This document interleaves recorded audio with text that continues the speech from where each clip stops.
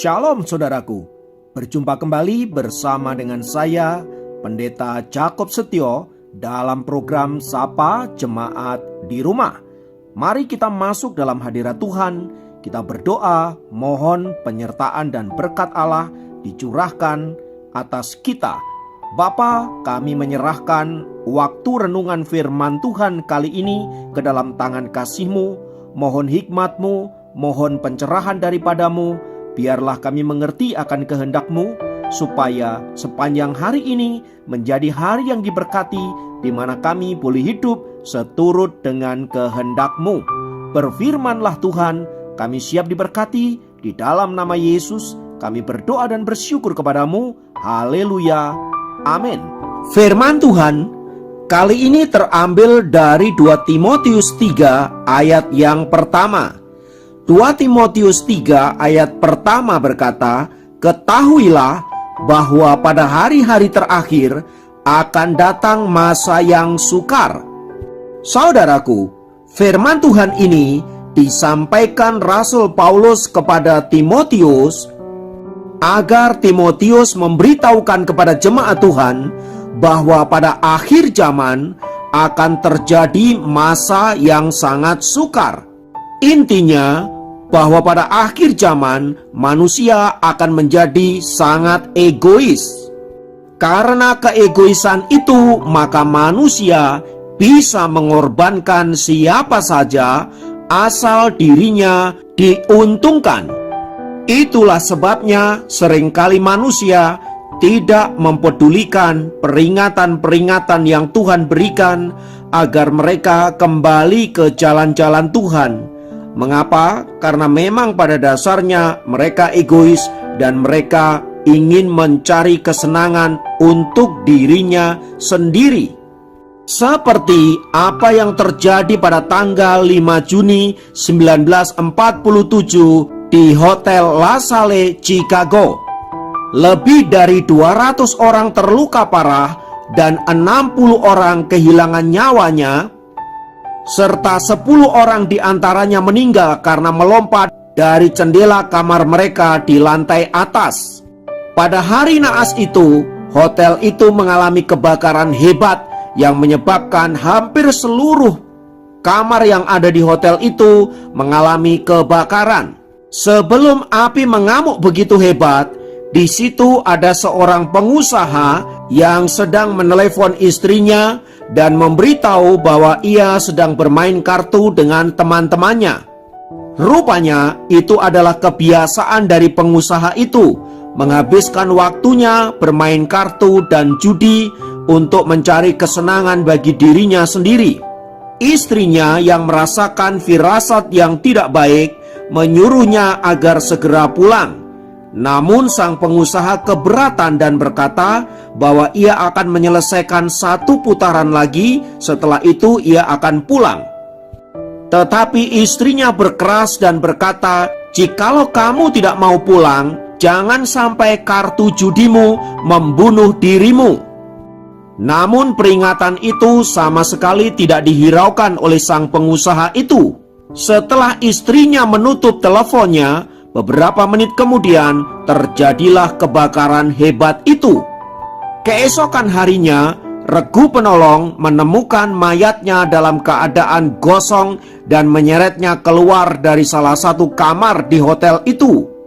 Pada saat pemakaman, istrinya berkata, "Seandainya kamu berhenti bermain kartu, mungkin kamu masih ada bersama denganku dan anak-anak." Saudaraku, dalam hidup ini kita memang diperhadapkan kepada pilihan-pilihan, dan setiap pilihan ada konsekuensinya.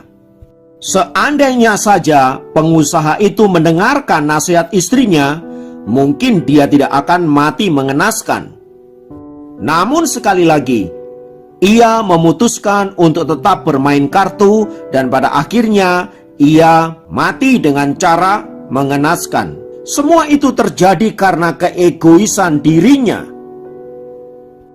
Dia tidak peduli kalau di luar sana ada seseorang yang begitu khawatir akan dirinya, istrinya, anak-anaknya, dan mungkin juga orang-orang terdekatnya. Ia mengabaikan semua itu karena memang ia ingin menikmati sesuatu yang menyenangkan bagi dirinya sendiri. Tetapi ujung dari semua itu adalah kebinasaan. Saudaraku, apa yang terjadi di hotel di Chicago itu harusnya juga menjadi peringatan bagi kita yang hidup di zaman ini. Alkitab sudah memperingatkan kita bahwa di akhir zaman akan ada masa yang sukar. Masa yang sukar itu bisa terjadi dari dua sisi. Yang pertama dari sisi eksternal, di mana hal-hal yang sukar, mungkin penderitaan, mungkin sakit penyakit, mungkin kesulitan-kesulitan yang datang menimpa kita dan tidak pernah kita inginkan. Sebaliknya, kesulitan-kesulitan itu juga bisa terjadi dari faktor internal, yaitu kegagalan kita untuk hidup dalam kebenaran. Sesuatu yang buruk yang terjadi karena keteledoran kita, karena kesalahan kita, karena kesembronoan kita sendiri. Kita sudah tahu jika selingkuh itu dosa, kita sudah tahu jika minum-minuman keras itu bermasalah, kita sudah tahu bahwa narkoba itu bisa menyebabkan kesengsaraan, kita juga tahu bahwa tindakan-tindakan amoral yang lain bisa menyebabkan problema dalam hidup kita, namun kita tetap melakukannya karena keegoisan kita. Itulah saudaraku yang menyebabkan kita ada dalam kesengsaraan yang disebabkan oleh diri kita sendiri. Jadi saudara-saudara, karena kebodohan kita menjadi susah, kita menjadi sengsara, kita menjadi menderita. Dan pada titik ini seringkali kita tidak sadar bahwa semua itu terjadi karena kesalahan kita sendiri. Oleh sebab itu kita seringkali menyalahkan Tuhan, menyalahkan orang lain, menyalahkan situasi dan lain sebagainya. Kita tidak mengoreksi diri kita sendiri bahwa sesungguhnya karena keegoisan kitalah kita ada di dalam situasi, di dalam keadaan yang penuh dengan kesulitan itu. Oleh sebab itu saudaraku, melalui firman Tuhan kali ini kita diperingatkan agar kita bertobat dan kembali ke jalan-jalan Tuhan. Sebab sampai kapanpun kalau kita masih menjadi pribadi yang egois, kita tidak akan pernah menemukan berkat-berkat maksimal yang Tuhan berikan kepada setiap kita. Kita juga tidak akan pernah menemukan damai sejahtera yang sesungguhnya. Oleh sebab itu saudaraku, mari kita belajar untuk menaklukkan diri kita sepenuhnya kepada Tuhan dan membuang semua keegoisan kita. Percayalah, saat kita takluk dan merendahkan diri di bawah kuasa Allah dan menyerahkan hidup kita sepenuhnya kepadanya, maka kita menemukan damai sejahtera dan berkat-berkat maksimal yang Tuhan janjikan kepada setiap kita. Mari hiduplah takut akan Tuhan dan jadilah pribadi-pribadi yang terberkati. Kiranya firman Tuhan ini memberkati kita semua. Mari kita berdoa. Tuhan, kami naikkan syukur kami kepadamu karena Engkau senantiasa peduli akan kami, sehingga firman-Mu terus-menerus mengingatkan kami, menegur kami, dan menuntun kami kembali ke jalan-jalan yang Engkau kehendaki, supaya hidup kami senantiasa ada di dalam berkat-berkat-Mu. Terima kasih untuk anugerah-Mu ini Tuhan. Kami mengucap syukur di dalam nama Tuhan Yesus kami berdoa. Haleluya. Amin.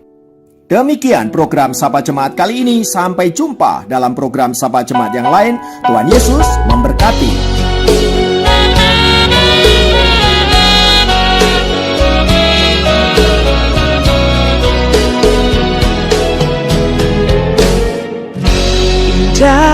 Rencanamu Tuhan